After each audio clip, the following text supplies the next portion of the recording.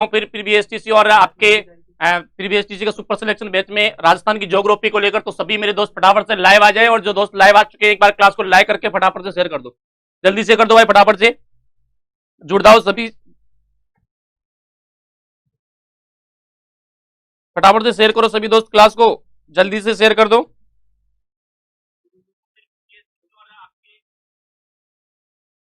चलिए,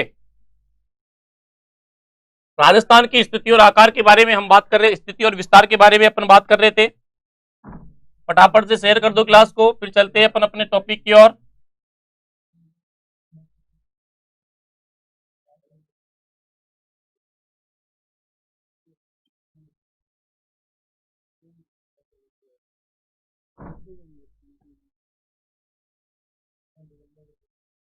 चलो, दिख रहा है ना सबको ये? चलिएगा, बाकी जिलों को देखने की जरूरत नहीं है, मैं जो चीज बता रहा हूं वो दिखनी चाहिए, और मैं लिख दूंगा वो तो आराम से दिखेगी आपको, कोई टेंशन ना लेने की जरूरत नहीं है। चलिए फटाफट से शेयर कर दो एक बार।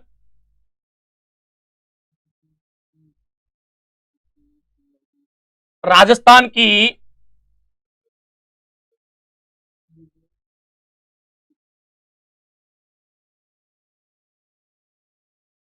स्थिति और विस्तार के बारे में हम बात कर रहे थे। राजस्थान की स्थिति और विस्तार के बारे में अपन चर्चा कर रहे थे। राजस्थान की स्थिति और विस्तार में क्या क्या अपन पढ़ चुके थे, तो इसको जिलों के बारे में हम चर्चा कर रहे थे। लेकिन उससे पहले मैं एक बार आपको बताना चाहूंगा कि सभी दोस्त एक बार क्लास को लाइक कर दे और फटाफट से शेयर कर दे, इसको जल्दी से शेयर कर दो। अभी तो सोपे भी नहीं पूछा है, तो जल्दी शेयर करो फटाफट से। हाँ, जल्दी से शेयर करो फटाफट फटाफट, फिर चलते अपन अपने टॉपिक की ओर। क्लास को लाइक कर दो, बार बार करने की जरूरत नहीं पड़नी चाहिए, बहुत मजा आने वाला है। लगातार जुड़े रहिए और जोड़ते रहिए अपने दोस्तों को लगातार, फटाफट से। हाँ, आज रिकॉर्ड तोड़ना है अपने को, ध्यान रखना है इस चीज का। चलिए चलिए, आप जितना शेयर करेंगे उतना ही मैं आपको, मतलब उतना ही मीटर आपको मिलने वाला, धमाकेदार शुरुआत करने वाले हैं, तो फटाफट से शेयर करते जाइए आप। चलिए फिर चलते हैं अपन अपने टॉपिक की, और अपना टॉपिक था राजस्थान की स्थिति और विस्तार को लेकर हम चर्चा कर रहे थे। राजस्थान की स्थिति और विस्तार में पिछली क्लासों में हमने क्या देखा? पिछली क्लासों में हमने राजस्थान की स्थिति और विस्तार के बारे में बात की थी कि जो राजस्थान की स्थलीय सीमा है, उस स्थलीय सीमा की क्या स्थिति है उसके बारे में अपन ने चर्चा की थी। और स्थलीय सीमा के बारे में लगभग सारी बातें हम कर चुके थे। स्थलीय सीमा को दो भागों में हमने बांट दिया था, अंतरराष्ट्रीय सीमा और अंतरराज्यीय सीमा। अंतरराष्ट्रीय और अंतरराज्यीय दोनों के बारे में हम बात कर चुके थे। अंतरराष्ट्रीय की कितनी है, अंतरराज्यीय की कितनी है, इस पर कितने जिले स्थित हैं, इनको लेकर हम चर्चा कर चुके थे। और उन्हीं से मैं आज आपसे कुछ क्वेश्चंस करने वाला हूं, तो फटाफट से सभी मेरे दोस्त एक बार क्लास को शेयर करें, जल्दी से क्लास को शेयर करें। चलिए, और पहला क्वेश्चन है मेरा आपसे, जो कल अपनी जो क्लास हुई थी उसी में से, कि राजस्थान की जो अंतरराज्यीय सीमा है, केवल अंतरराज्यीय सीमा पर कितने जिले स्थित हैं? फटाफट से कमेंट करके आंसर दे दे एक बार, फिर चलते हैं हम अपने टॉपिक की ओर। राजस्थान की केवल अंतरराज्यीय सीमा पर स्थित जिलों की संख्या कितनी है? केवल अंतरराज्यीय पर, फटाफट से बताइए कमेंट करके, शेयर कर दो फटाफट से, पहले क्लास को शेयर तो कर दो एक बार।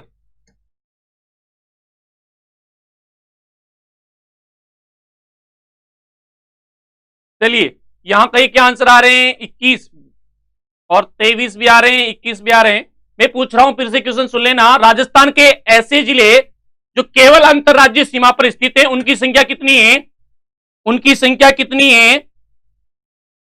अरे 100 पे तो पहुंचाओ इसको फटाफट से, तभी चलेंगे हम आगे। फटाफट से शेयर करो इसको एक बार। और लगभग का यहां पर सही आंसर आ रहा है 21।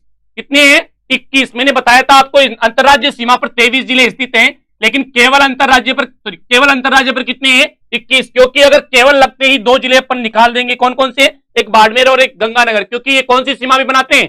ये अंतरराष्ट्रीय भी बनाते हैं। ये ऐसे जिले हैं जो अंतरराष्ट्रीय और अंतरराज्यीय दोनों बनाते हैं, इस कारण से ये दोनों माइनस हो जाएंगे। और जब 23 में से 2 घटा देंगे तो कितने बचेंगे? 21। ये अपन ने पिछली क्लास में बात की थी।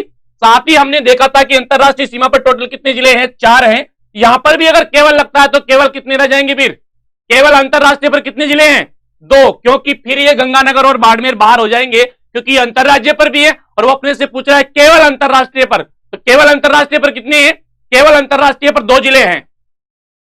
चलिएगा, चलो चलते हैं अब अपने टॉपिक की ओर, बात करते हैं अपने टॉपिक के बारे में। अपन आज क्या पढ़ने वाले हैं उसके बारे में चर्चा करेंगे। शुरू करते हैं। देखो, आज अपन बात करने वाले हैं दोस्तों, वो बात करने वाले हैं अपन राजस्थान के बारे में। राजस्थान का उत्तरी छोर, इसका अक्षांशीय और देशांतरी विस्तार के बारे में हम चर्चा करेंगे। इसके पूर्वोत्तम छोर, पश्चिमतम छोर के बारे में हम बात करेंगे। इनके मध्य समय का अंतर क्या है उसके बारे में हम बात करेंगे।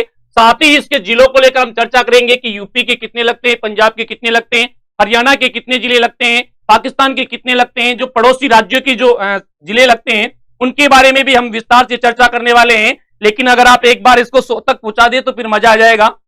जल्दी से फटाफट से शेयर कर दो इसको, फिर चलते हैं अपना आगे। देखिए, ये राजस्थान का मैप है, आपको अच्छे से दिखाई दे रहा होगा वैसे, ठीक है। अब हम यहां पर बात करते हैं, सबसे पहले यहां से एक रेखा गुजरती है और उस रेखा का नाम है 23.5 डिग्री, 23.5 डिग्री उत्तरी अक्षांश। क्या नाम है? 23.5 डिग्री उत्तरी अक्षांश। इस 23.5 डिग्री उत्तरी अक्षांश को ही क्या कहते हैं? इसी 23.5 डिग्री उत्तरी अक्षांश को कर्क रेखा भी कहते हैं। क्या कहते हैं? कर्क रेखा कहते हैं इसको, कर्क रेखा। तो कर्क रेखा राजस्थान के दक्षिण से गुजरती है। कर्क रेखा कहां से गुजरती है? कर्क रेखा राजस्थान के दक्षिण से गुजरती है। और मैंने आपको जब अक्षांश और देशांतर के बारे में बताया था उस समय आपको समझाया था कि ये जो 0 डिग्री है, इस 0 डिग्री ने संपूर्ण ग्लोब को 2 भागों में बांटा, एक उत्तरी गोलार्ध और एक दक्षिणी गोलार्ध। उत्तरी गोलार्ध में ये जो 23.5 डिग्री है इसको अपन ने कहा था कर्क रेखा, और दक्षिणी गोलार्ध में जो 23.5 डिग्री है उसको आपने कहा था मकर रेखा। ठीक है, या उसका नाम है मकर रेखा। ये बात अपन ने की थी। और साथ ही हमने ये भी देखा था कि यहां 23.5 डिग्री उत्तरी अक्षांश से 23.5 डिग्री दक्षिणी अक्षांश के मध्य ही सूर्य क्या करता है? सीधा चमकता है। फिर 23.5 से 64 तक तिरछी किरणें पड़ती है। तो 23.5 से 23.5 उत्तर से 23.5 दक्षिण के मध्य सूर्य सीधा चमकता है। और यहाँ की जलवायु कैसी है? उष्ण। कैसी है यहाँ की? उष्ण जलवायु यहाँ पर पाई जाती है। तो यहाँ से क्या क्वेश्चंस बन सकते हैं उसके बारे में हम चर्चा करेंगे, और किस प्रकार से आप आराम से, अगर उसके बारे में आपने अच्छे से पढ़ा है, पिछली क्लास अगर आपने देखी है, तो यहां आपको आराम से आप इसका आंसर दे सकते हैं। देखिए, चलते हैं वापस उसी की ओर। देखो, एक तो ध्यान रखना है, कर्क रेखा गुजरती है कहां से? तो राजस्थान के दक्षिणतम छोर से गुजरती है। और दक्षिणतम छोर में ये जो डूंगरपुर जिला है, कौन सा जिला है ये डूंगरपुर जिला है। इस डूंगरपुर जिले की सीमा को स्पर्श करते हुए बांसवाड़ा जिले से होकर ये रेखा गुजरती है। कहां से गुजरती है?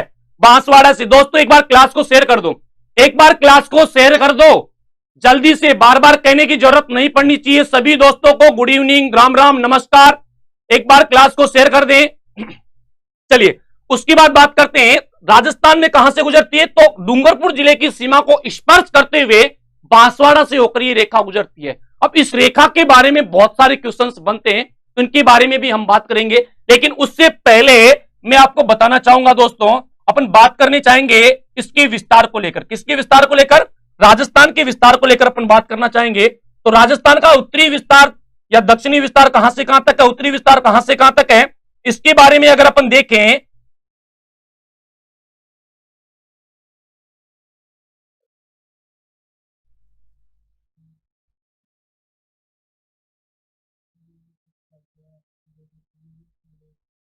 चलिए अब उसके बाद में अपन यहां पर देखेंगे, इसके विस्तार को देखते हैं। तो इसका विस्तार है यहां 23 डिग्री, ऐसे याद रख लेना है आपको, 23, 30, 69, 78, 23, 30, 69, 78, ये तो क्या है? डिग्री है। ठीक है, 3, 12, 30, 17, ये क्या है? मिनट है। 23, 30, 69, 78, 3, 12, 30, 17, इस प्रकार आपको याद रखना है। सीधा सीधा कभी कभी अक्षांशीय विस्तार और देशांतरीय विस्तार आपसे पूछ लिया जाता है, तो ये आपको सीधा सा ध्यान में रखना है, अक्षांशीय और देशांतरीय विस्तार। अब बात आती है यहां पर, ये जो विस्तार अपन ने सामने जो आ चुका 23 डिग्री 3 मिनट, ये उत्तरी अक्षांश है या दक्षिणी अक्षांश है? तो हमने देखा था कि राजस्थान कौन से राजस्थान की स्थिति अपन ने ग्लोब में देखी थी या नहीं देखी थी, और वो क्यों देखी थी, इसीलिए देखी थी ताकि यहां पर आपको समस्या नहीं आए, क्योंकि ग्लोब में कौन से गोलार्ध में है, उत्तरी में। अक्षांश के सापेक्ष कौन से गोलार्ध में है, अरे उत्तरी में है ना, और उत्तरी में जितनी भी रेखाएं खींची गई अक्षांश वो कौन सी होती थी, उत्तरी अक्षांश। तो सीधी सी बात है, ये कौन सी रेखाएं होंगी, ये उत्तरी अक्षांश होंगी। ये कौन सी रेखाएं होंगी, उत्तरी अक्षांश। मतलब 23 डिग्री 3 मिनट उत्तरी अक्षांश से लेकर 30 डिग्री 12 मिनट उत्तरी अक्षांश तक किसका विस्तार है, तो 23 डिग्री 3 मिनट से लेकर 30 डिग्री 12 मिनट तक किसका उत्तरी अक्षांश तक किसका विस्तार है, अपने राजस्थान का विस्तार है। और यहां से लेकर के यहां तक की इसकी जो लंबाई है वो आप सब जानते हैं कितनी है, 826 किलोमीटर है। कितनी है दोस्तों, 826 किलोमीटर है। अब बात करते हैं देशांतरीय विस्तार की। अरे किसकी, देशांतरीय विस्तार की। तो देशांतरीय विस्तार, अब ये पूर्वी देशांतर होगी या पश्चिमी देशांतर, तो हमने इसकी स्थिति देशांतर के सापेक्ष भी देखी है। अबे देखी है कि नहीं देखी, देखी है ना। अब देखी है तो वो देशांतर के सापेक्ष कौन से गोलार्ध में आता है, पूर्वी में। कौन से में आता है, पूर्वी गोलार्ध में आता है। मतलब पूर्वी गोलार्ध में जितनी भी देशांतर आपने खींची थी वो कौन सी थी, पूर्वी देशांतर। इसका मतलब ये कौन सी देशांतर है, पूर्वी देशांतर है। कौन सी है, पूर्वी देशांतर। कहने का मतलब 69 डिग्री 30 मिनट पूर्वी देशांतर से लेके 78 डिग्री 17 मिनट पूर्वी देशांतर तक, पूर्वी देशांतर तक इसका विस्तार है। किसका, राजस्थान का। देशांतरीय विस्तार क्या है, अक्षांशीय विस्तार क्या है, आपके सामने है। और अगर आपसे पूछ ले उत्तर से दक्षिण और पूर्व से पश्चिम, तो उत्तर से दक्षिण और पूर्व से पश्चिम की जो लंबाई है वो कितनी है, वो है 800, पूर्व से पश्चिम की 869 किलोमीटर है दोस्तों। कितनी है, 869 किलोमीटर इसकी जो लंबाई है वो है पूर्व से पश्चिम की। उत्तर से दक्षिण की कितनी है, 826 किलोमीटर लंबाई है इसकी उत्तर से दक्षिण की। किसकी, राजस्थान की। लेकिन अगर उत्तर को दक्षिण से और पूर्व को पश्चिम से मिला दिया जाए, इसको उत्तर को दक्षिण से और पूर्व को पश्चिम से मिला दिया जाए, तो ये दोनों रेखाएं एक दूसरे को कहां काटती है, कौन से स्थान पर काटती हैं, ये भी हम बात करने वाले हैं। बिल्कुल बिल्कुल। अब अपने कमेंटों को विराम दें और एक बार इस आंकड़े को बढ़ाएं, क्लास को फटाफट से शेयर करें। बहुत मजा आने वाला है, बहुत ही शानदार तरीके से अपन चलने वाले हैं। और किसी भी चीज को हल्के में ना लें कि ये तो सर मुझे ध्यान है या फिर ये हमारे काम की नहीं है, क्योंकि आपको पता है अक्षांश देशांतर जब मैं समझा रहा था, आपने कहा था सर अक्षांश देशांतर हमारे राजस्थान की है। अरे राजस्थान की है, लेकिन सबसे पहले उसको समझना होगा। अरे सबसे पहले उसको समझेंगे तभी तो जाकर हमारे को ये आसानी से हम ये पढ़ पाएंगे, ठीक है। इसलिए ये जरूरी है। तो ये भी अपने लिए बहुत, हालांकि ये सरल है, आप कह सकते हैं किताबों में है या फिर हम भी इसको पढ़ सकते हैं, हमें ध्यान है, अच्छी बात है, ध्यान है। जिनको नहीं ध्यान है वो ध्यान रख ले, ठीक है।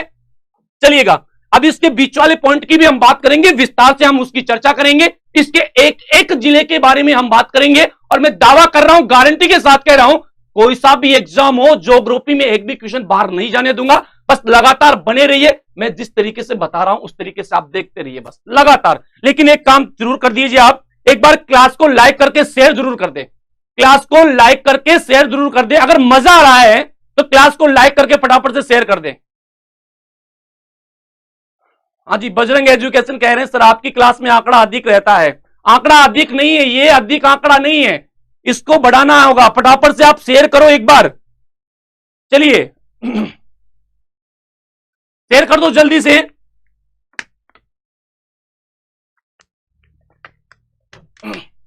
अब देखो, अब अपन बात करेंगे यहां पर किसके बारे में, तो दोस्तों हम यहां पर बात करने वाले हैं अभी समय के बारे में। किसके बारे में, समय के बारे में हम यहां पर बातें करने वाले हैं। करो गुरुजी समय के बारे में। देखिएगा, अपने राजस्थान को मैंने इधर रख दिया, भाई डिजिटल बोर्ड है, कुछ भी कर सकता हूं, रख दिया है राजस्थान को इधर, ठीक है। चलो आगे आगे चलते हैं। आगे अगर बात करें यहां पर अपन इसके समय की, तो समय अपन ने अक्षांश और देशांतर में देखा था। मैं फिर दिखाना चाहूंगा आपको, अक्षांश और देशांतर के बारे में जब अपन ने पढ़ा था,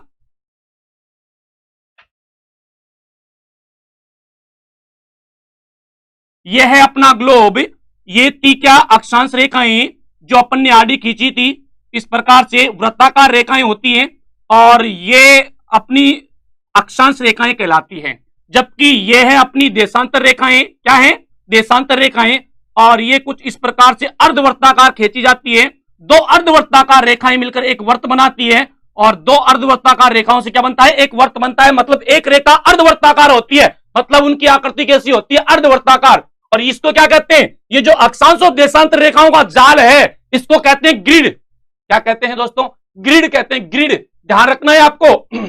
अगर आपसे क्वेश्चन पूछ ले ग्रिड किसे कहते हैं, या अक्षांश और देशांतर रेखाओं के जाल को क्या कहते हैं, तो ग्रिड के नाम से इसको जानते हैं। ठीक है, तो अब आगे चलते हैं कि हम गुरुजी समय कैसे निकालेंगे इसका। बिल्कुल सरल है, इसका ही नहीं किसका भी पूछ ले हो, क्योंकि हम रट के जा सकते हैं राजस्थान का समय, लेकिन जरूरी नहीं वो राजस्थान का ही पूछे, दूसरी जगह का स्थान मतलब अक्षांश और देशांतर देकर अगर आपसे पूछ ले, फिर क्या करेंगे? तो निकालना अगर आपको आता है तो आप आराम से निकाल सकते हैं, और निकालने में कोई ऐसी बड़ी बात नहीं है कि आपको विद्वान होना आवश्यक है, नहीं, छोटी सी बात है, बस समझने की जरूरत। अगर आपने समझ लिया तो मैं कहता हूं चुटकियों में समय निकालना सीख जाओगे। चाहे भारत का निकाले, चाहे वर्ल्ड में कहीं का भी समय वो आपसे पूछ ले, मैं गारंटी के साथ कह रहा हूं, आप आराम से, वो भी बिना पेन चलाए आराम से आप उसका आंसर निकाल पाएंगे। ये दवा है, मेरा गारंटी है। बस लगातार बने रहिए आप क्लास में, और एक बार इसको शेयर कर दो फटाफट से, क्लास को शेयर कर दो, जल्दी से शेयर कर दो। क्लास बच्चे बढ़ नहीं रहे हैं, तो एक बार शेयर कर दो फटाफट से। और ये उन लोगों से मैं कहना चाहूंगा एक बार कि ये जो फालतू के जो कमेंट कर रहे हैं वो कमेंट ना करें। समझ रहे आप मेरी बात को? हाँ बिल्कुल, दो देशांतरों के मध्य की दूरी असमान होती है। सबसे ज्यादा दूरी होती है भूमध्य रेखा पर, वो होती है 111.32 किलोमीटर। सबसे कम होती है ध्रुवों पर 0 किलोमीटर। ये मैंने एक क्लास में आपको आराम बता रखा है, आप जाकर प्ले लिस्ट में देख सकते हैं अक्षांश और देशांतर का वीडियो। बलवंत डाबी सर, आपकी क्लास सुबह में रखो सर प्लीज। सर क्लास ये जो बीएसटीसी का बैच है वो शाम को ही चल पाएगी, उसके लिए माफी चाहेंगे। और ये आप आराम से बाद में भी इनको देख सकते हैं, प्ले लिस्ट में जाकर आराम से देख सकते हैं। ठीक है, चलो अब मैं आपको बता रहा था यहां पर समय निकालना, कैसे समय निकाला जाता है। दोस्तों आपके इनको रोकिएगा, कमेंटों को रोको, क्लास को शेयर करो और कमेंटों को यहीं पर रोक दो, ज्यादा कमेंट ना करें। ये आपस में बातें कर रहे हैं, राम राम नमस्कार, रुक जाए थोड़े से, फिर बाद में कर लियो बातें, कहीं नहीं जाने वाले, सब यहीं पर रहने वाले हैं। देखो तो ये 0 डिग्री रेखा है, कौन सी? 0 डिग्री देशांतर। अरे कौन सी है? 0 डिग्री देशांतर। मैं यहां पर पूरी देशांतर आपको विस्तार से नहीं बताऊंगा, यहां मैं केवल समय निकालना बताऊंगा। अगर आप चाहते हैं कि हम विस्तार से देखना चाहते हैं इनको, हम इनको विस्तार से पढ़ना चाहते हैं, पीछे जाइए, एम स्टडी चैनल में जाकर आप जैसे प्ले लिस्ट खोलेंगे वहां पर मैंने अच्छे से इसका वीडियो डाल रखा है, पूरा विश्लेषण इसका कर रखा है। अगर आपने वो वीडियो देख लिया तो कहीं पर भी आप नहीं अटकने वाले अक्षांश और देशांतर को लेकर। ठीक है, लेकिन फिर भी यहां पर हम बात करते हैं बेसिक कैसे समय निकाला जाता है उसके बारे में। तो 0 डिग्री देशांतर है, इस 0 डिग्री देशांतर से संपूर्ण विश्व का समय निर्धारण किया जाता है। इसका पूरे विश्व का समय यहां से निर्धारण होता है 0 डिग्री से। और 0 डिग्री को कहते हैं ग्रीनविच रेखा भी कहते हैं, ये लंदन से ग्रीनविच शहर से गुजरती है, इस कारण इसको क्या कहते हैं? ग्रीनविच भी कहते हैं। ठीक है, ग्रीनविच रेखा के नाम से भी जानते हैं इसको, जीएमटी ग्रीनविच मेन टाइम के नाम से भी जानते हैं इसको, प्रधान याम्योत्तर रेखा के नाम से भी जानते हैं। और दोस्तों अपने भारत की, क्योंकि 0 डिग्री से यहां वो होता है, जबकि भारत की जो समय निर्धारण रेखा है वो कौन सी है? 82.5 है। कौन सी है? 82.5 डिग्री पूर्वी देशांतर है। पूर्वी, एक चीज आपको ध्यान रखनी है, यहां से दिमाग में बिठा लेनी है। क्या बिठानी है? कि इस 0 डिग्री से पूर्व का जो स्थान है उसका समय हमेशा 0 डिग्री से आगे होगा। अगर वो आपसे 0 डिग्री का समय देकर आगे का स्थान पूछता है या पूर्वी देशांतर का स्थान समय पूछता है तो कितना है वो तो देशांतर पर डिपेंड करेगा, लेकिन आगे है या पीछे है वो गोलार्ध पर डिपेंड करेगा। अगर उत्तरी गोलार्ध में है, सॉरी पूर्वी गोलार्ध में है, इसका मतलब पीछे है, और पश्चिमी गोलार्ध, सॉरी पूर्वी में है आगे है और पश्चिमी है तो पीछे है। अगर इधर की साइड है पूर्व की साइड अगर वो देशांतरी विस्तार है या पूर्वी देशांतरी विस्तार है तो उसका समय 0 डिग्री से हमेशा आगे होगा। अगर 0 डिग्री से पश्चिमी वाला है यानी कि पश्चिमी देशांतर का विस्तार है तो उसका समय हमेशा 0 डिग्री से पीछे होगा, ये आपको याद रखना है। और मेरे भारत का विस्तार पूरा किसमें है? पूर्वी देशांतर में है। किसमें है? पूर्वी देशांतर में है। और भारत का समय निर्धारित किया जाता है 82.5 डिग्री पूर्वी देशांतर से। कहां से होता है? 82.5 डिग्री पूर्वी देशांतर से भारत का समय निर्धारित होता है। अब गुरुजी 82.5 से जब भारत का समय निर्धारित होता है तो भारत के समय को लेकर सीधा क्वेश्चन आ जाता है कि भारत का समय विश्व के समय से किस प्रकार भिन्न है। दोस्तों एक बार क्लास को शेयर कर दो फटाफट से। एक बार क्लास को शेयर करो सभी दोस्त, एक बार क्लास को शेयर करो। मैं यहीं पर क्लास रोकता हूं, आगे चलेंगे। पहले एक बार शेयर कर दो फटाफट से, फिर चलते हैं, समय निकालना सीखेंगे फटाफट से। जैसे ही 150 को पार होगी, एक शानदार शायरी में आपको सुनाने वाला हूं, चलिएगा फटाफट से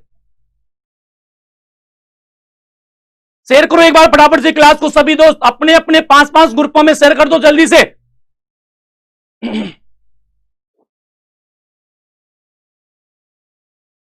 अरे सिर्फ आपसे इतना ही तो मांगते हैं यार, एक शेयर और लाइक ही तो चाहिए होता है। अगर आप वो भी नहीं कर पाती तो फिर कैसे काम चलेगा बताओ। हाँ बिल्कुल, धन्यवाद धन्यवाद, कर रहे हैं। चलो फटाफट से शेयर करो भाई, जल्दी से करो। चलिए बताता हूं कैसे समय निकालते हैं। अब देखो मेरे मित्रों, जब अक्षांश और देशांतर मैंने पढ़ाई थी उस समय मैंने बताया था कि 0 डिग्री देशांतरों की बात की थी कि दो क्रमिक देशांतरों के बीच की दूरी असमान होती है।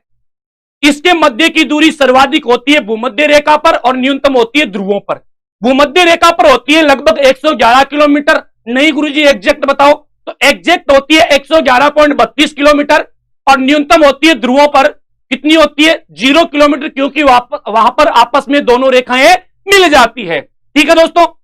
अच्छा, उसके बाद आगे बात करें तो इन दो देशांतरों के बीच की जो दूरी वाला क्षेत्र है, इस क्षेत्र को पार करने में सूर्य को 4 मिनट का समय लगता है। अरे कितना, 4 का समय लगता है। अब आपसे पूछे कि भारत का मानक समय इस 0 डिग्री के समय से किस प्रकार भिन्न है, किस प्रकार भिन्न है। अब यहां पर देखो किसका समय, भारत का मानक समय, और भारत का मानक समय क्या है 82.5 डिग्री। तो 82.5 डिग्री पूर्वी, पूर्वी नाम आते हैं, एक चीज तो सीधी क्लियर हो जानी चाहिए, आगे है भाई। क्या है, आगे है। जैसे ही पूर्वी नाम आया सीधा एक चीज क्लियर, आगे है। कितना आगे है वो हम निकाल लेंगे, कितना आगे है वो हम निकाल सकते हैं, उसके बारे में हम बात कर सकते हैं कि कितना आगे है। फिलहाल हमें इतना पता चल गया है पूर्वी देशांतर का मतलब है समय से आगे है। अब कितना आगे है इसके बारे में अभी हम नहीं बता सकते। तो कैसे बता सकते हैं, देखिएगा, एक देशांतर से दूसरी देशांतर को पार करने में 4 मिनट का समय लगता है। तो इस 0 से 82.5 तक जाने में कितनी पार करेगा 82.5। तो एक को पार करने में कितना समय लेता है 4 लेता है, 4 मिनट लेता है। तो 82.5 को मतलब 82 इंटू 4, तो 1.5 का मतलब 30 इंटू 4 और 82 का इधर 82। ये मिनट है, ये डिग्री है। डिग्री का आंसर मिनट में आएगा और मिनट का आंसर सेकंड में आएगा दोस्तों। 4 दूनी 8 और 8 चौक 32, बोले तो 328 मिनट, ये मिनट में आ गया है। 3 चौक 12, 120 सेकंड, 120 सेकंड, ये सेकंड में आया है। अगर सेकंड मिनट में बदली जा सकती है, इतनी सेकंड है कि उसको मिनट में बदला जा सकता है, तो बिल्कुल बदलिए। और 120 को बदला जा सकता है, 60 का भाग दे दो, कितनी मिनट आ जाएगी 2 मिनट। अरे आएगी कि नहीं आएगी, आएगी। तो मिनट को मिनट में जोड़ दो, कितनी मिनट हो गई 330 मिनट। कितनी मिनट हो गई 330 मिनट। अब 330 मिनट को घंटे में बदल लो, 5 घंटे 30 मिनट। भारत का समय विश्व के समय से किस प्रकार भिन्न है, तो 5 घंटे और 30 मिनट। अब यहां पर प्लस माइनस नहीं आया है, तो कैसे पता लगाएं गुरुजी आगे है पीछे है। तो मेरे दोस्तों, चांद के टुकड़ों पहले ही बताया था, अगर पूर्व में विस्तार है तो वो हमेशा क्या होगा, आगे होगा। क्या होगा, हमेशा आगे होगा। इसका मतलब 5.5 घंटे आगे है किसके समय से, इस 0 डिग्री के समय से। किसका समय, भारत का मानक समय या 82.5 डिग्री पूर्वी देशांतर का समय। बोलो यहां तक समझ में आया क्या, अरे बोलो यहां तक समझ में आया सबको, एक बार कमेंट करके बताएं जल्दी से, सबको यहां तक समझ में आ गया। मैं आगे चलूं, यहां तक किसी को कोई दिक्कत।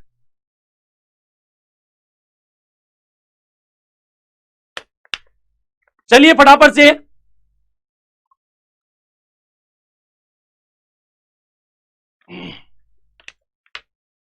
यहां तक सबको समझ में आ गया, आगे चलूं मैं,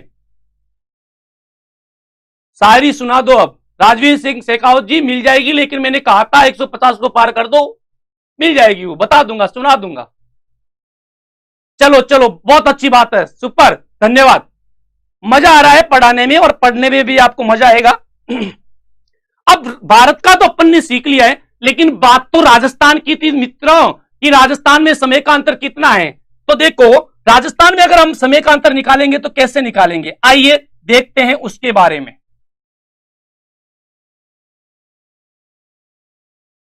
राजस्थान में जो समय का अंतर है उसके बारे में अगर हम बात करेंगे तो उसके लिए हमें जाना होगा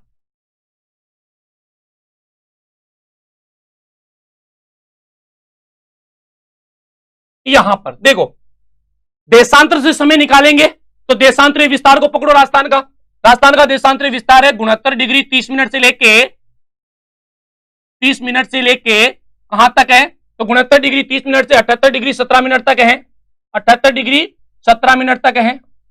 अब हमें कैसे समय निकालना है? तो पहले अपने को यह पता करना है कि राजस्थान कितनी देशांतरों में फैला हुआ है।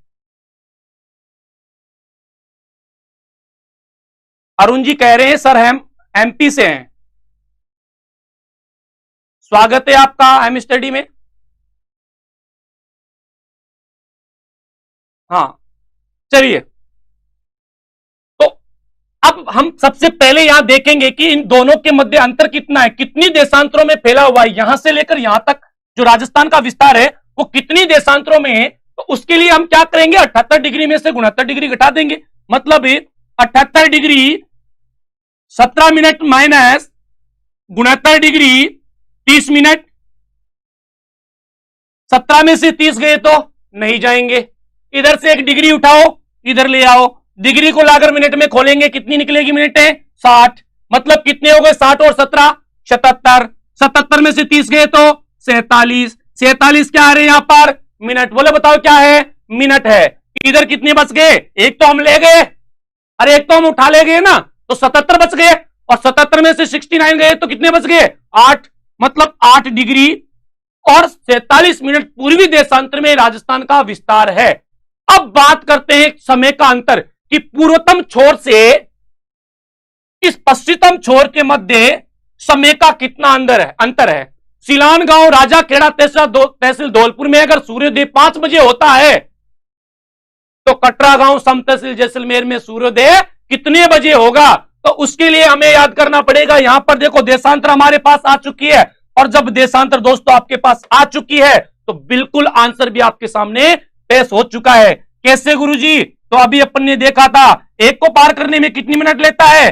4। तो 8 को पार करने में कितनी लेगा? 8 इंटू 4। और 47 मिनट है तो 47 इंटू 4। इतना ध्यान रखना है, डिग्री का आंसर मिनट में आएगा और मिनट का आंसर है सेकंड में आएगा। तो 8 चौक 32, 8 चौक 32, और इसको गुणा करेंगे 4 7 28, हासिल के 2, 4 चौक 16, 2 18, 188 सेकंड है। और इस सेकंड को मिनट में मैं बदलता हूं तो 36 18 मतलब 180 3 मिनट हो गई, और बच गई आपकी 8 सेकंड। 32 और 3 35, बोले तो 35 मिनट 8 सेकंड। यानी कि राजस्थान के पूर्वतम छोर से पश्चिमतम छोर के मध्य समय का अंतर कितना है?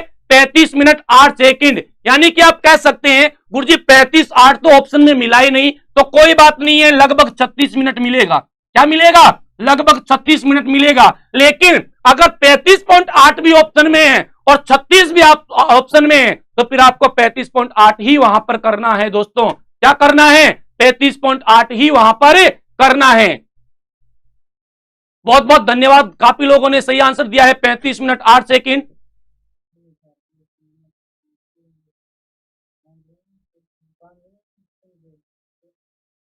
एक चीज बताओ रे चोरो, तुम लोग जी जान लगा दिया तुम्हारे लिए, तुम क्या कर रहे हो? तुम्हें शेयर नहीं हो रहा तुमसे? 5 बंदों को शेयर नहीं कर सकते? एक बार इतना तो कर सकते हैं आप। आपके पास जितने ग्रुप हैं, आपके पास जो व्हाट्सएप पर जुड़े हुए हैं, आपके पास और भी काफी सारे माध्यम हैं जिनकी सहायता से आप शेयर कर सकते हैं, फेसबुक से शेयर कर सकते हैं। तो एक बार क्लास को शेयर तो कर दें आप, क्योंकि जैसे जैसे स्टूडेंट बढ़ेंगे वैसे वैसे हमारा मनोबल बढ़ेगा, और मनोबल बढ़ेगा तो फिर अंदर से ऐसे ऐसे आइटम निकलेंगे तो देखिएगा फिर क्या मजा आने वाला है।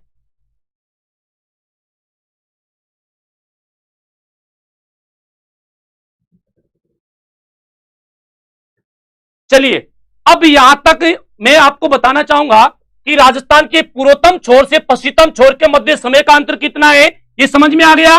लगभग 36 मिनट, या यूं कह सकते हैं एग्जैक्ट बोले तो 35.8 मिनट। यहां तक समझ में आया?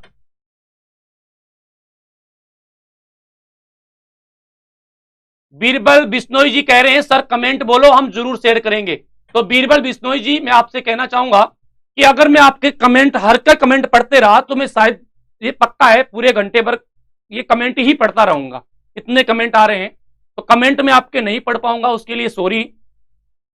बाकी आपको अगर क्लास शेयर कर फटाफट, देखो ये वहीं पर मामला आकर अटका हुआ है जहां पर 10 मिनट में आकर अटक गया था, वहीं पर मामला अटका हुआ है। हाँ, तो आपका कोई क्वेश्चन हो वो अलग बात है। अब आप एक दूसरे से बातें कर रहे हैं,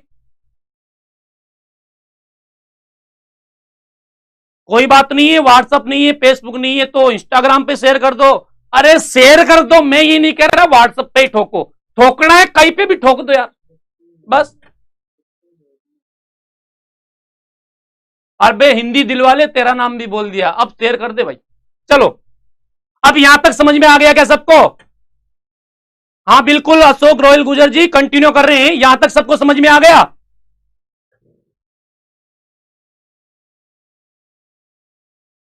जेडी क्लास ये कह रहे हैं कि क्या बीएसटीसी तक जीके पूरा हो जाएगा? मैंने एक पहले भी आपको बताया था, मैं फिर आपको बताऊंगा, वो हमारी जिम्मेदारी है, और बिल्कुल आपका कोर्स पूरा करवाने की जिम्मेदारी हमारी है, हम करवा देंगे। हाँ, धौलपुर जैसलमेर के मध्य। अब आप एक बार अगर इसका स्क्रीनशॉट खड़काना चाहो तो खड़का सकते हैं, बाकी मैं फिर आगे बढ़ रहा हूं। चलिए,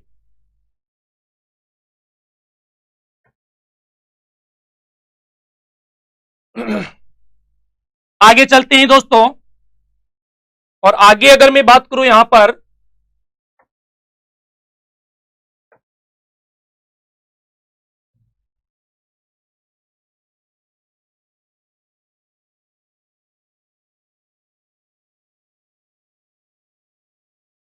देखो अपन ने अभी भी देखा था सबसे पश्चिमतम जिला कौन सा है? जैसलमेर। सबसे पूर्वतम जिला कौन सा है? धौलपुर। यहां से क्या क्वेश्चन बनते हैं गुरुजी? यहां से एक दो क्वेश्चन बनते हैं जिनके बारे में थोड़ा सा ध्यान रखना है। पहली चीज, आपको कर्क रेखा के बारे में अभी मैं बताऊंगा, पूरा डिटेल से पढ़ेंगे अपन कर्क रेखा के बारे में भी। अरविंद कुमार जी कह रहे हैं सर आपकी क्लास कहां है? दोस्तों क्लास आप जाएंगे एम स्टडी यूट्यूब चैनल पर, जब जाएंगे तो वहां पर आपको प्ले लिस्ट में जाना है, और प्ले लिस्ट में जाकर देखोगे तो वहां पर सारी जितनी भी क्लासें यहाँ पर लगी है उन सबकी अलग अलग नाम से वहां पर आपको सेव मिलेगी। ज्योग्राफी की अलग है, इतिहास की अलग है, मैथ वालों की अलग है, रीजनिंग वालों की अलग है, तो प्ले लिस्ट वाले में जाते ही आपको मिल जाएगी। चलिए, अब हम बात कर रहे थे पूर्वतम छोर कौन सा है, तो धौलपुर जिला है, पूर्वतम जिला धौलपुर है, पश्चिमतम जिला जैसलमेर है। साधारण सी बात है, और आपके बीएसटीसी में साधारण सी ज्यादा पूछी जाती है कि जो धौलपुर है, सबसे पहले सूर्योदय कहां होता है? सबसे पहले सूर्योदय कहां पर होता है? तो सबसे पहले सूर्योदय होता है दोस्तों धौलपुर में। सबसे पहले सूर्यास्त, सबसे पहले सूर्यास्त, सूर्यास्त ये कहां पर होता है? ये भी आपका होता है जैसलमेर में, सॉरी माफी चाहूंगा धौलपुर में। सबसे बाद, सबके बाद सूर्योदय कहां होता है?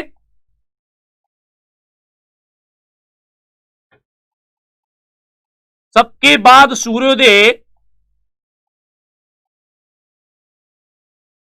तो सबके बाद सूर्योदय होता है जैसलमेर में, और सबके बाद सूर्योदय, सूर्यास्त भी कहां होता है? तो सबके बाद सूर्यास्त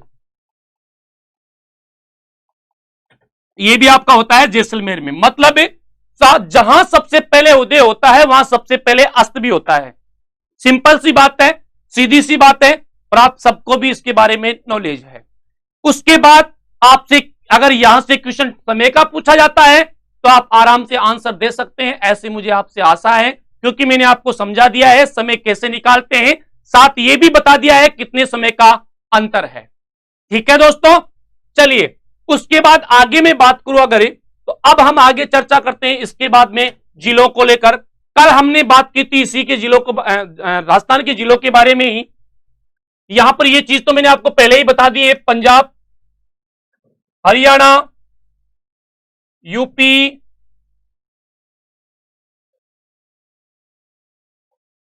एमपी, गुजरात, और ये है आपका पाकिस्तान। ये चीज मैंने पहले ही आपको बता रखी है। यहां लगाता है पंजाब और इधर लगता है हरियाणा और यहां पर लगता है आपका उत्तर प्रदेश, यहां लगता है आपका मध्य प्रदेश और यहां लगता है आपका गुजरात। तो ये चीज मैंने आपको बता दी है। ये भी मैंने आपको बता दिया है कि दो दो राज्यों से सीमा लगाने वाले जिलों की संख्या 4 है, बांसवाड़ा, धौलपुरी, भरतपुरी और हनुमानगढ़। ये भी मैंने आपको बता दिया था कि ऐसे जिले जो अंतरराष्ट्रीय और अंतरराज्य दोनों सीमाएं लगाते हैं उनकी संख्या 2 है, गंगानगर और बाड़मेर। गंगानगर और बाड़मेर। ये भी मैंने आपको बता दिया था पिछली क्लास में कि राजस्थान के 8 जिले ऐसे हैं। कितने जिले? 8 जिले ऐसे हैं जो ना तो अंतरराष्ट्रीय बनाते और ना ही अंतरराज्य बनाते। और वो 8 जिले ऐसे कौन कौन से हैं? तो वो हैं आपके ये 8 जिले हैं।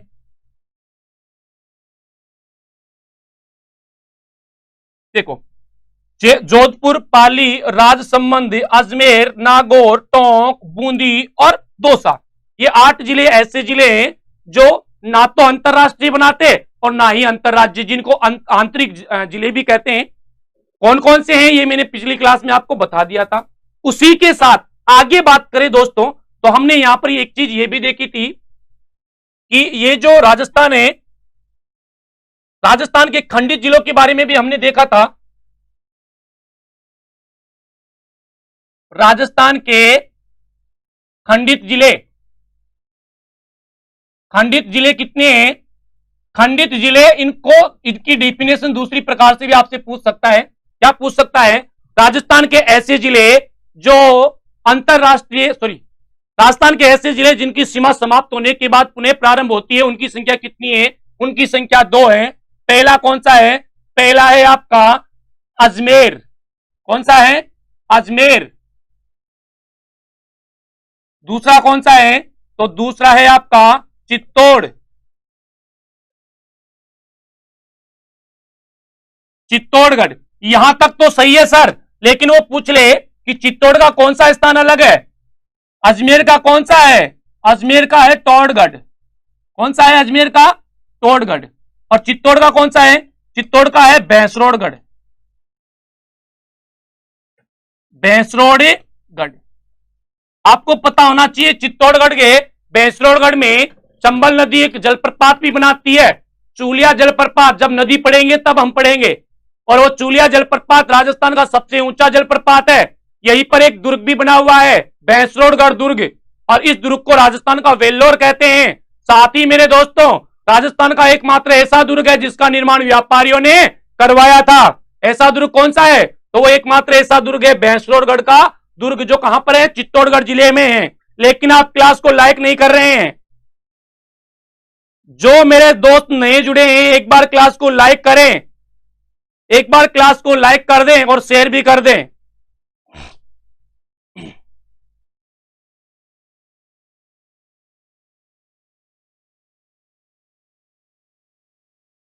चलिए, तो कल मैंने बताया था अजमेर। अब उनका ये भी आपको याद रखना है, ध्यान रखना। जिले ना पूछकर आपसे ये पूछ सकता है, तो ये आपको ध्यान रखना है विशेषकर। दोनों जिले के कौन कौन से भाग इनसे अलग है। तो खंडित जिले आगे, आंतरिक जिले आगे, स्थलीय सीमा पर स्थित जिले आगे, अंतरराष्ट्रीय सीमा पर कितने हैं, अंतरराज्य पर कितने हैं और मध्यवर्ती कितने हैं, पूरे जिलों की हमने बात कर ली है। साथ ही हमने एमपी से के साथ 2 बार सीमा लगाने वाले जिले की भी बात की थी। कौन सा था आपका? कोटा था। कौन सा था? कोटा। ये रहा कोटा।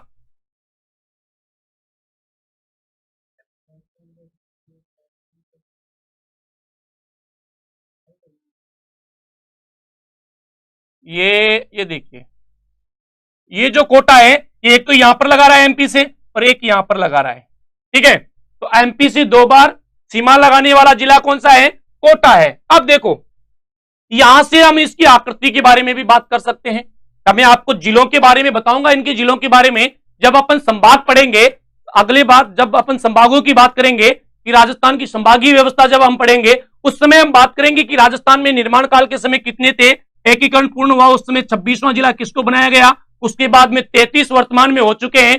तो 27 कौन सा बना, 28वां कौन सा बना, 29वां कौन सा बना, 30 कौन सा बना, कब बना, किससे अलग होके बना, ये सारी डिटेल में हम उन जिलों को पढ़ेंगे, उस समय इसके बारे में बात कर लेंगे, उनकी उसके बारे में बात करेंगे कि किसकी आकृति किस प्रकार है या कैसी है। तो ये दो जिले मुख्य से आपको ध्यान रखना है कि राजस्थान के खंडित जिले या राजस्थान के ऐसे जिले जो क्या नहीं करते, जो जो जिनकी सीमा समाप्त हो जाती है और समाप्त होने के बाद पुनः क्या हो जाती है, प्रारंभ हो जाती है। मैं आपको यहां पर बताना चाहूं, लेकिन ये दिख नहीं रहा है, थोड़ा आपको दिखेगा नहीं। ये यहां पर किसका है, अजमेर वाला क्षेत्र, और आपके चित्तौड़गढ़ वाला क्षेत्र ये यहां पर पड़ता है। ये देखिए, यहां पर चित्तौड़गढ़ वैसे समाप्त हो जाता है, लेकिन उसके बाद फिर चित्तौड़गढ़ का ये क्षेत्र पड़ता है। और यहां पर जो अजमेर है, अजमेर का भी यहां पर सीमा समाप्त हो जाती है, लेकिन फिर आगे चलकर ये टोडगढ़ अजमेर ही जिले के अंतर्गत ही आता है। तो यहां तक आपको समझ में आया होगा अच्छे से। अरे दोस्तों, क्लास को एक बार लाइक कर दो और शेयर कर दो इसको, क्लास को लाइक कर दें और शेयर भी कर दें इसको। चलो, अब उसके बाद आगे चलते हैं अपन।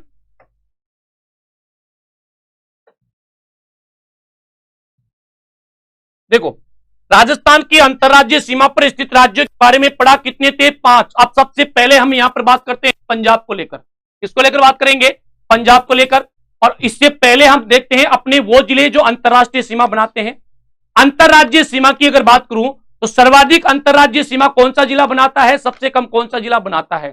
सर्वाधिक अंतरराज्यीय सीमा बनाता है झालावाड़, और सबसे कम अंतरराज्यीय सीमा लगा बनाता है आपका बाड़मेर। नोट कर लेना कॉपी में दोस्तों, सर्वाधिक अंतरराज्यीय सीमा झालावाड़ और सबसे कम अंतरराज्यीय सीमा कौन सा बनाता है, सबसे कम अंतरराज्यीय सीमा बनाने वाले जिले का नाम है आपका बाड़मेर। ठीक है, अच्छा, तो हमने देखा था अंतरराष्ट्रीय सीमा के बारे में भी।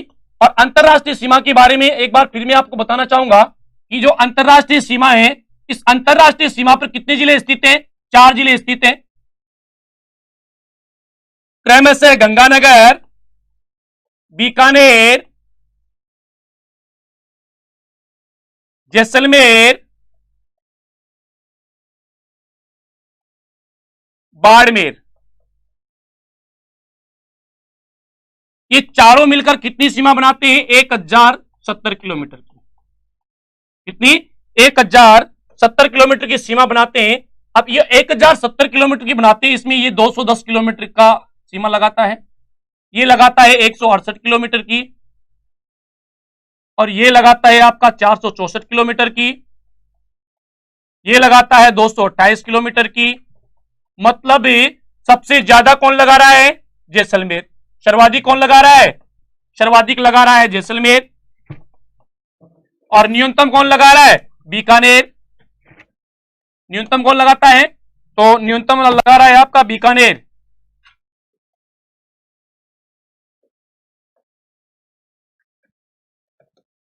न्यूनतम लगा रहा है बीकानेर, ये न्यूनतम लगाता है। ठीक है, चलो आगे चलते हैं। उसके बाद ये भी हमने विस्तार से देख लिया था, और इनके बारे में अभी हम इधर से भी बात करेंगे कि इसके जो जिले हैं किसके, पाकिस्तान के, वो कौन कौन से लगते हैं। तो यहां पर थोड़ा सा उसके बारे में अपन देख लेते हैं। अपने 4 जिले लगते हैं, वहीं पर पाकिस्तान के 2 राज्य लगते हैं। जिलों की भी हम बात करेंगे, उनके कौन कौन से लगते हैं। पाकिस्तान के राज्य कितने, राज्य लगते हैं 2, और जिले कितने लगते हैं, जिले लगते हैं 9। जिले कितने, 9 जिले लगते हैं 9। एक बार क्लास को लाइक कर दो दोस्तों, एक बार क्लास को लाइक कर दो सभी दोस्त मेरे, क्लास को लाइक कर दें एक बार। चलिए, अब हम बात करते हैं पाकिस्तान की ओर चलते हैं थोड़ा सा।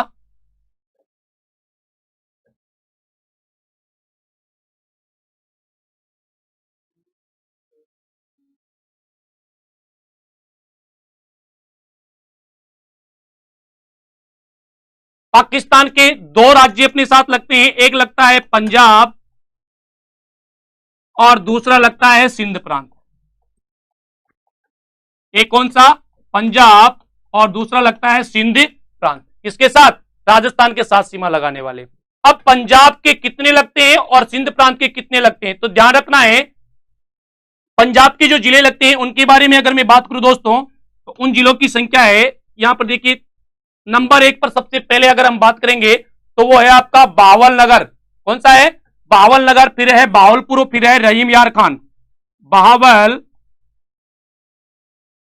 नगर, नंबर 2 है बहावलपुर, बहावलपुर। नंबर 3 है रहीम यार खान।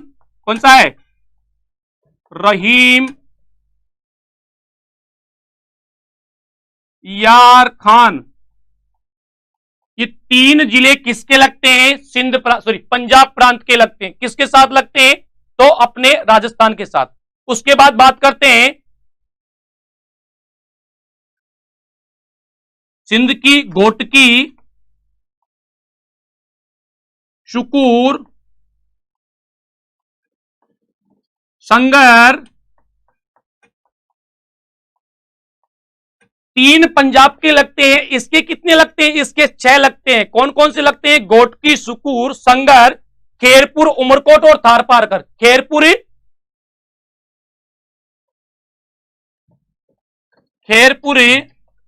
उमरकोट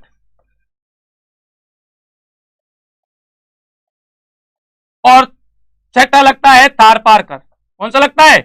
थारपारकर। अच्छा, अब देखो यहां पर क्वेश्चन, अगर वैसे बीएसटीसी में तो आपसे ये क्वेश्चन नहीं पूछा जाएगा, लेकिन अन्य एग्जामों में यहां से क्वेश्चन पूछा आपसे जा सकता है। क्या पूछा जा सकता है सर? तो क्वेश्चन यहां से पूछा जा सकता है, वो ये पूछा जा सकता है कि जो पाकिस्तान की जो 9 जिले लगते हैं, 2 राज्यों के 9 जिले, उनमें सबसे ज्यादा सीमा कौन सा लगाता है और सबसे कम कौन सा लगाता है? तो ध्यान रखना, जो सिंध पंजाब प्रांत का जो बावलपुर है, कौन सा? ये जो पंजाब प्रांत का बावलपुर है, ये बावलपुर सर्वाधिक सीमा लगाता है। सर्वाधिक सीमा लगाने वाला जिला, लगाने वाला जिला कौन सा है? तो सर्वाधिक सीमा लगाने वाला जिला है, उसका नाम है बहावलपुर। उसके बाद आगे चलते हैं, सबसे कम कौन लगाता है? उमरकोट। सबसे कम सीमा लगाने वाला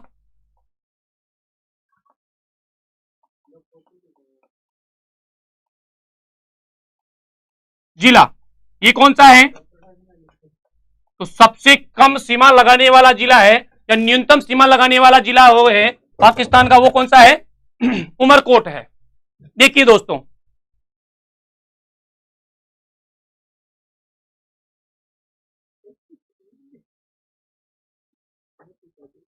चलिए आ जाइए, बात कर रहे थे हम पाकिस्तान को लेकर। पाकिस्तान के कितने राज्य? 2 राज्य। कौन कौन से? पंजाब प्रांत और सिंध प्रांत।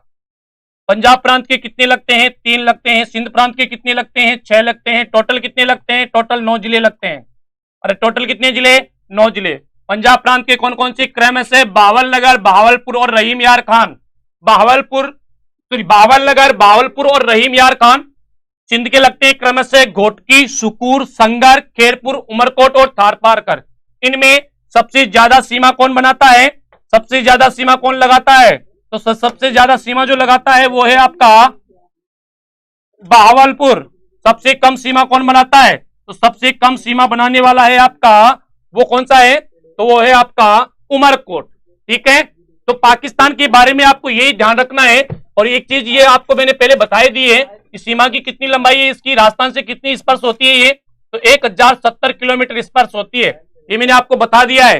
अब राजस्थान का कौन सा जिला ज्यादा लगाता है ये भी आपको ध्यान है, और कौन सा कम लगाता है ये भी आपको ध्यान है, और कौन कौन से लगते हैं ये भी आपको ध्यान है।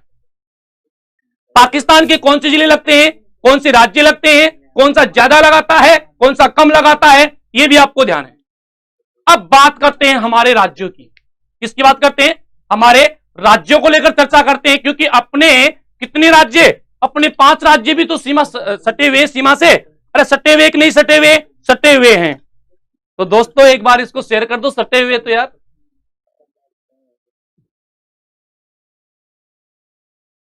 एक बार क्लास को शेयर कर दो।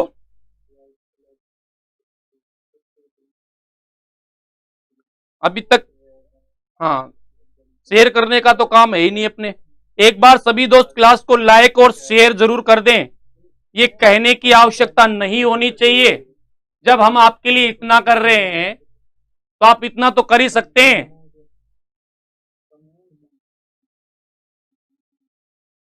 चलिए आगे चलते हैं और आगे हम बात करेंगे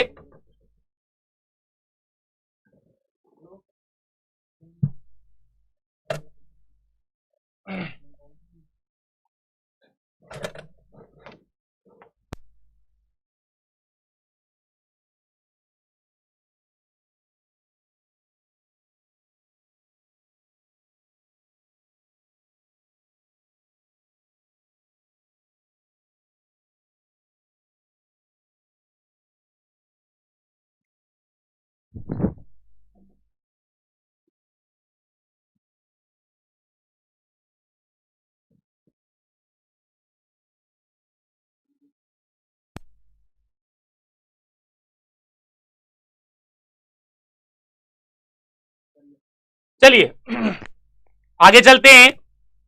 दोस्तों यार शेयर कर दो क्लास को, क्या कर रखा है तुम लोगों ने, ऐसे मजा नहीं आएगा। तुम तो बिल्कुल दिल तोड़ने वाली बात कर दी आपने तो यार। ऐसे कैसे काम चलेगा? रोजाना ही यहाँ पे आके अटक जाता है 25 पे आगे, ये लो स्वाहा नीचे, फिर ऊपर, फिर इसको पार ही नहीं हो रहा है। और शायरी तो तभी निकलेगी जब 150 को पार करेंगे भाई, उससे पहले निकली सवाल ही पैदा नहीं होता।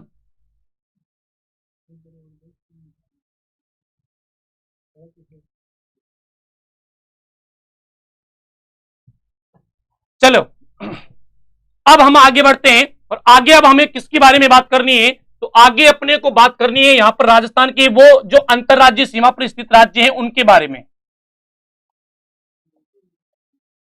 अंतरराज्यीय सीमा पर स्थित जो राज्य हैं उनके कौन कौन से जिले सीमा लगाते हैं? तो उन राज्यों की संख्या तो 5 है। कौन कौन से हैं? एक है अपना पंजाब, दूसरा है अपना हरियाणा,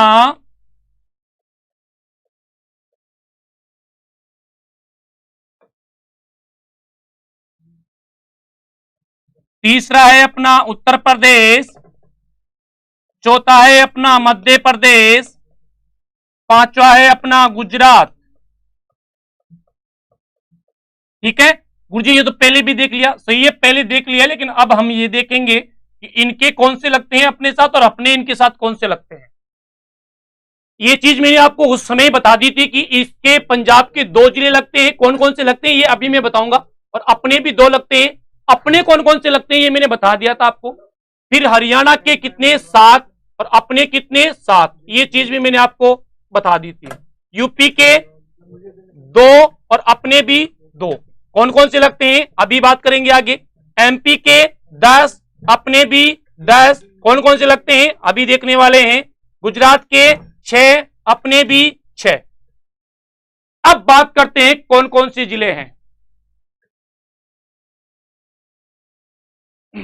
अब बात करेंगे आगे कौन कौन से जिले हैं उनके बारे में, लेकिन दोस्तों इसके बारे में आज अपन बात नहीं कर पाएंगे, इसके बारे में बात करेंगे कल।